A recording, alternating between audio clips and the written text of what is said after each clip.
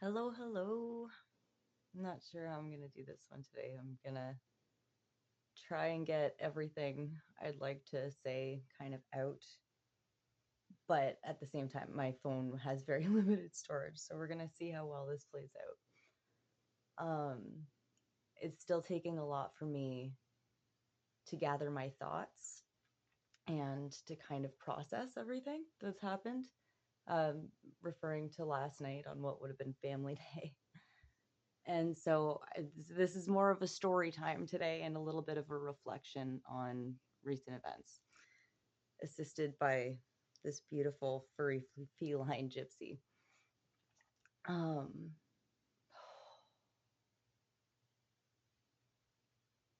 Last night, my partner and I were in my room, and my daughter was in the shower. We just came back from my dad's. We spent a good portion of the day at my dad's and at the gym, and doing family stuff, and things were great. Like, it was just very eventful and chaotic. And so we came back at the end of a very busy day, and we're just ready to kind of settle down. My daughter had a school night, and so she was in the shower. My partner and I were kind of like unwinding, getting ready for our own showers in the room. And all of a sudden we heard like screaming, and I mean screaming for help, and like banging. It sounded like my daughter had fallen in the shower, like maybe, seriously injured herself, or like something was wrong. So I jolted up and I got to the shower, and I was like banging on the door. I'm like, "Are you okay?" She's like, "Yeah, I'm good. Are you okay?" And so I ran to the hallway. We live in an apartment complex, a 3-floor apartment complex. And so there's a lot of people here. And there was a woman, she lives down, or well, doesn't live down, her father lives down on the first floor, and they're known addicts in the area. T- Yesterday was crack cocaine and fentanyl. Sorry, there's going to be all sorts of drug talk. So if that's something that triggers you, I forget that I speak to other people other than just myself. This isn't the video for you. Um, and she was frantic. She was absolutely in a very what a police friend of mine referred to as excited delusion. She was very deep in that excited delusion, and she was topless. She was carrying her shirt like a towel. And so my first instinct, and I'm glad that I listened to it, was to go into the hallway and hug her. Like, I hugged her with her shirt because all of my neighbors were out. There was a young man like who was out there being like, "How do I help?" And it was just so much, like so much all at once. And so I hugged her and I got her sideways, and she was trying to make her way in the apartment. She needed a place to hide, and she was trying to get into mine. I kind of, as calmly as I could, just, "No, my love, I've got a child here. Not allowed." Like, well, I'm still hugging her half naked, and it's like, "Okay, we're turning this way." I'm pushing. We're going together out into the hallway, and I had my husband behind me close the door, and I signaled to lock it, but he instead held against it in case I needed to come back in.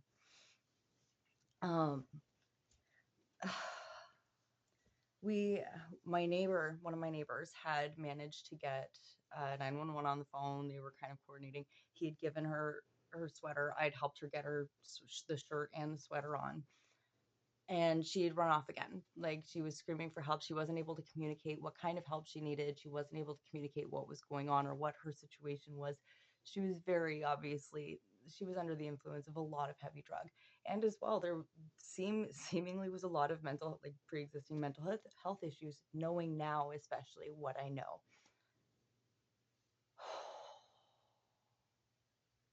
The poor girl. she What she wasn't able to communicate was that her dad, also an addict within the building, had suffered an overdose in the hallway, and that his face was purple, he wasn't breathing. And so immediately she kind of assumed he's dead. She has conditions. She's not supposed to be in the building. She's not supposed to be near her dad. And for obvious reason, it's they two very toxic people that make that situation so much worse for one another. Um, but she was scared. She was so scared, and she was looking for any place to hide. And so she'd locked herself in her dad's.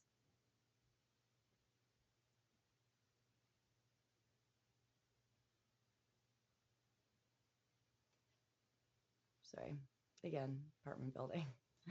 She locked herself into her dad's apartment, and he was right in front of his apartment in the hallway on the floor, and he'd collapsed. He'd stopped breathing. This man, he is the reason we have a group chat within our building to ensure that everyone's able to kind of stay safe, stay away from his happenings, his shenanigans. At times there's weapons involved. It's very hectic, very chaotic, constantly just terrifying energy, and he there's that game of the parking lot tag where like people are in other people's spots, people are like damaging other people's vehicles, people are threatening each other in the hallway, and a lot of the times he's the one delivering those threats. And so to see, like, to run downstairs once I'd kind of figured out, okay, this is what's going on first floor, like follow her down to the first floor. I'd seen one of my neighbors that are actually in the group chat, we're good friends. She was performing chest compressions to keep him alive, to the beat of Staying Alive, I might add. That is how you do it. You don't just 1, 2, 3, 4. No, it's staying alive. And it's going to crack. Like, it's going to crack the sternum, and that's all right. Like, this, if that's what you're doing to get them back, you need to do that, and that's fine. We'd managed to get 2 ambulances because now we knew we were going to need 2. And we had managed to get the police as well because quite a lot of drugs, and like you just never know what else is associated with that. We know a good deal, but like it's a messy, very, very, very messy situation. And this poor girl is a flight risk right now. She's reactive, she's violent, and she's in a very real delusion. That delusion is reality to her. At one point, she came up screaming, "You can't recruit me." They recruited him. She was referring in her delusion to her father. They recruited him. So they took him from this earthly plane to somewhere else, and she was terrified for her life that they were coming to recruit her. And as much as that sounds like, oh yeah, it's fucking junkie banter. Yeah, it's junkie banter. That absolutely is. But to them, to that human in that moment, that is real. And so everything you as a bystander are experiencing is what is their reality. They don't know they're unclothed in this reality. They don't know that they're not in like the space they think they're in. And so they think anyone who is like on the phone, for me, for example, I had to remind her I had to convince her I'm not on the phone here working against you. I'm getting people to help you fight the recruiters. That's, as much as I hate to say you have to feed into the delusion, you really do in a sense. You don't let them win. You don't just let them into the apartment. I hugged her and I pulled her away from the apartment, not only so that I had control of her limbs.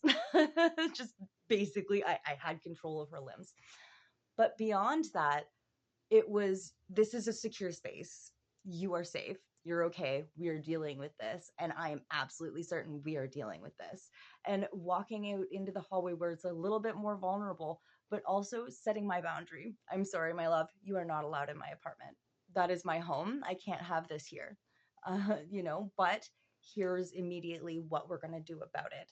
It's not trying to give them options like, well, what do you think we should? No, they can't think right now. They're not thinking. They need fucking answers.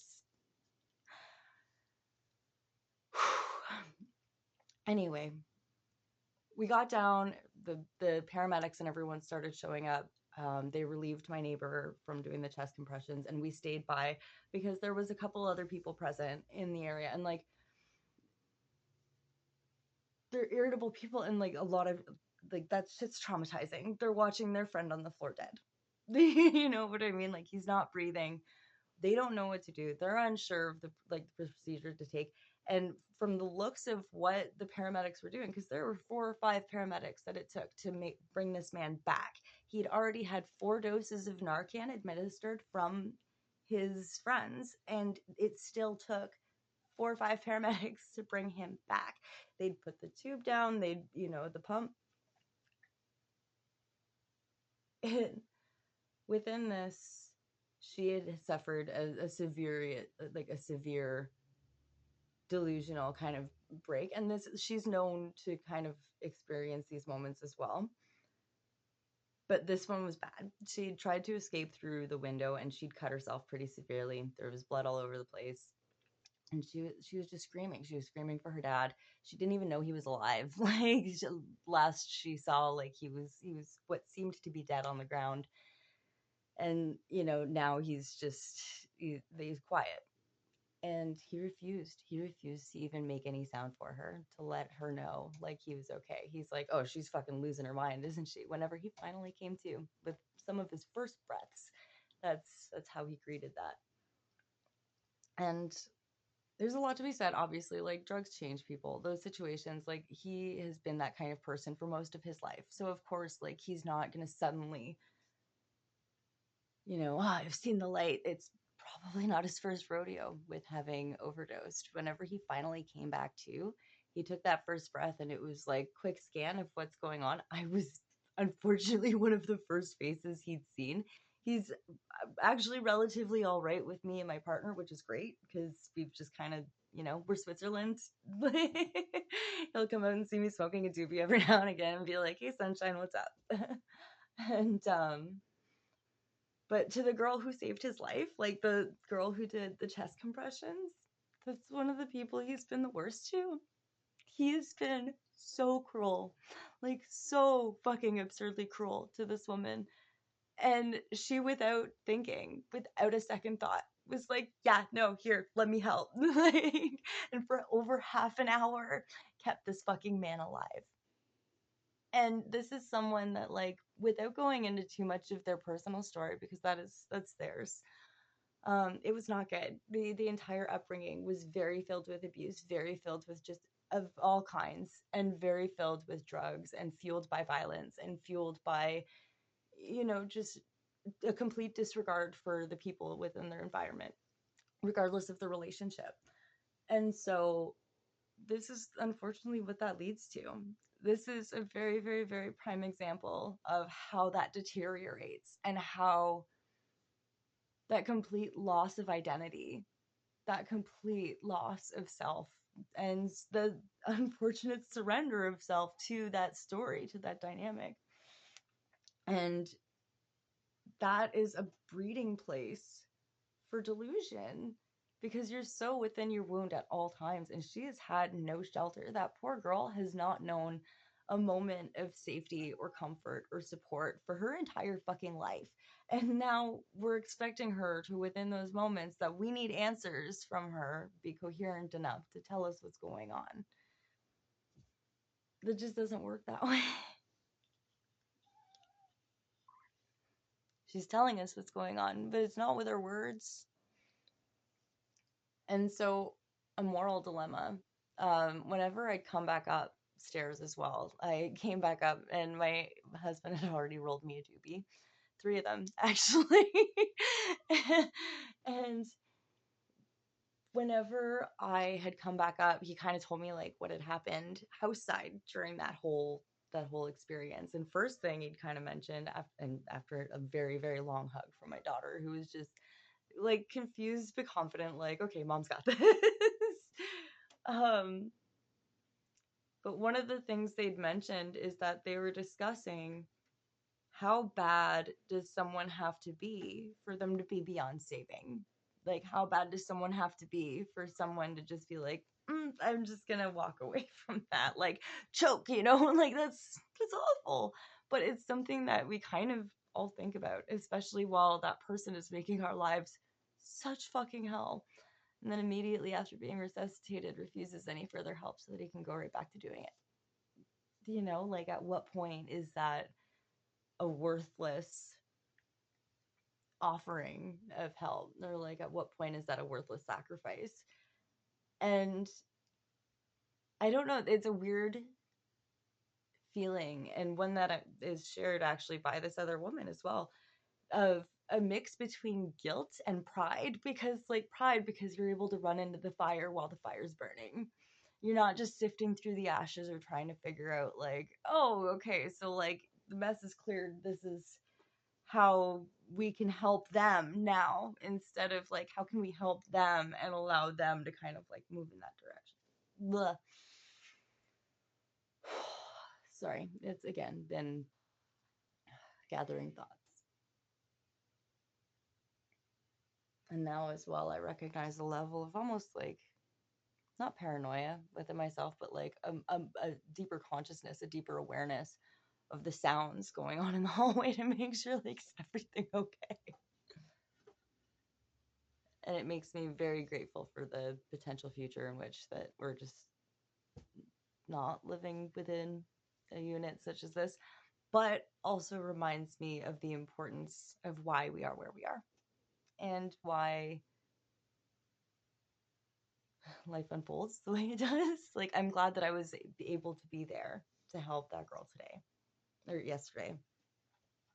Told her, Gypsy, my love, can you not though? Fuck. My cat Gypsy actually and Maya, our other ones, they were very like Maya got sick. Like Maya's old, and so all last night as well, she was throwing up. She threw up probably about 7 or 8 times. And we truly believe it's as a result of that energy, of that residual stress, that just everything that kind of happened within that little bit. Because like the whole building was alive within that the whole building was just so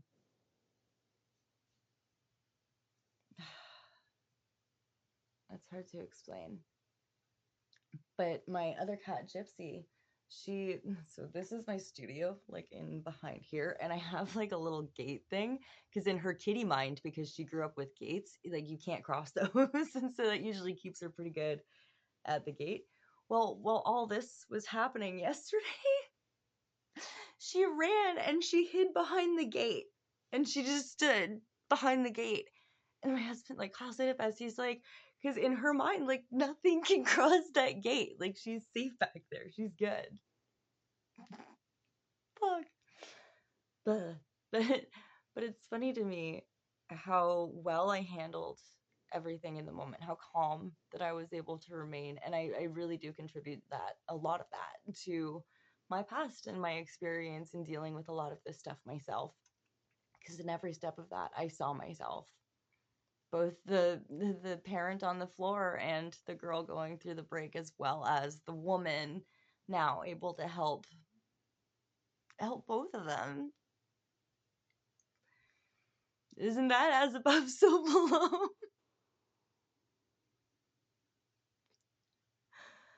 I've journaled about this. I've talked about this a lot this morning. So obviously it's